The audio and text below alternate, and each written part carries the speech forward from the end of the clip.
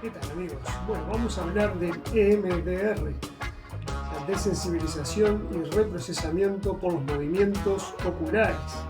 Es una terapia psicológica ampliamente utilizada por especialistas para tratar trastornos relacionados con el trauma y otras dificultades emocionales.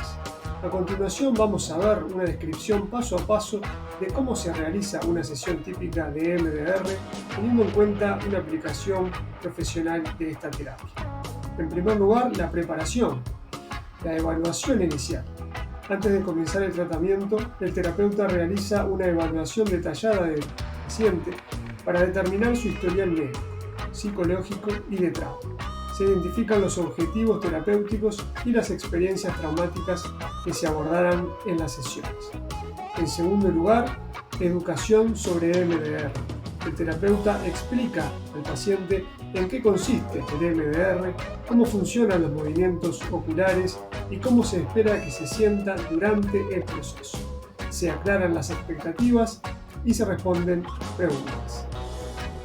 Primera fase: historia y planificación. Identificamos objetivos.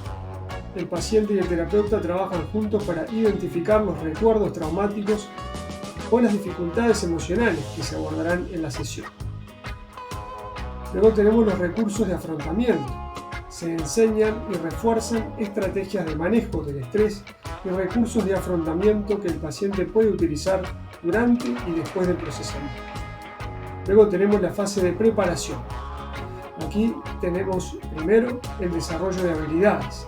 El terapeuta enseña al paciente técnicas de relajación, de visualización y control emocional para asegurarse de que esté lo suficientemente preparado para manejar las emociones que puedan surgir durante la terapia. Luego tenemos el establecimiento del lugar seguro. El paciente crea un lugar mental seguro y relajante al que pueda acudir en caso de que se sienta abrumado durante el proceso del EMDR. En la fase 3 tenemos la desensibilización. En esta fase tenemos en primer lugar la selección del objetivo. El paciente elige uno de los objetivos identificados para trabajar en esa sesión. Puede ser un recuerdo traumático, una creencia negativa o una emoción perturbadora relacionada. Luego tenemos el establecimiento de la imagen negativa. El paciente identifica la creencia negativa asociada con el objetivo y la califica en términos de su nivel de malestar. Luego tenemos el establecimiento de la imagen positiva. El paciente identifica una creencia positiva opuesta y la califica en términos de su nivel de creencia en ella. Posteriormente, se establece el SUD, que es la unidad de perturbación subjetiva. Bien, establecimiento del SUD. El paciente califica la intensidad de su malestar relacionado con la imagen negativa en una escala de 0 a 10. Luego pasamos a los movimientos oculares. El terapeuta guía al paciente a través de una serie de movimientos oculares bilaterales que pueden ser movimientos de un lado a otro o estímulos táctiles y auditivos alternados. Estos movimientos ayudan a procesar y desensibilizar el recuerdo traumático. Posteriormente viene la etapa de toma de conciencia.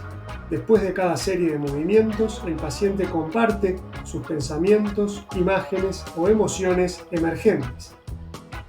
Luego tenemos la repetición. Se repite el proceso de movimientos oculares varias veces hasta que la intensidad de la perturbación emocional disminuye en forma significativa. En la fase 4 tenemos la instalación de creencias positivas.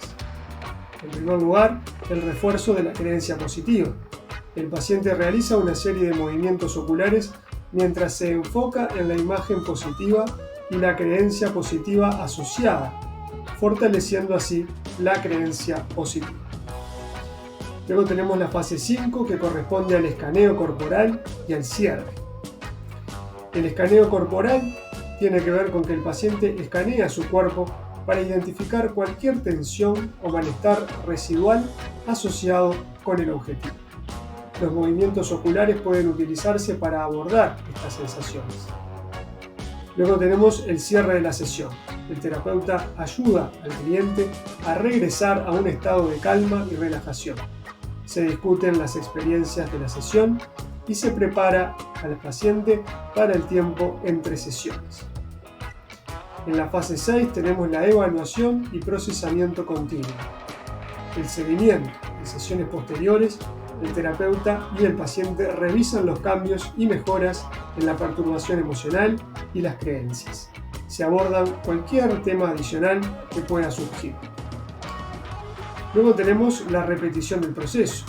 Se repiten las fases de procesamiento según sea necesario para abordar diferentes objetivos y traumas.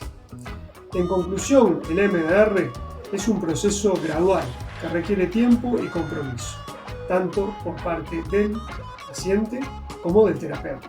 A lo largo de las sesiones se espera que el paciente experimente una disminución en la perturbación emocional y una reestructuración de las creencias negativas, lo que puede llevar a una mejora de su bienestar psicológico y emocional. Cada sesión está diseñada para abordar un objetivo específico y para trabajar en conjunto con las sesiones anteriores y posteriores a fin de lograr un progreso terapéutico continuo.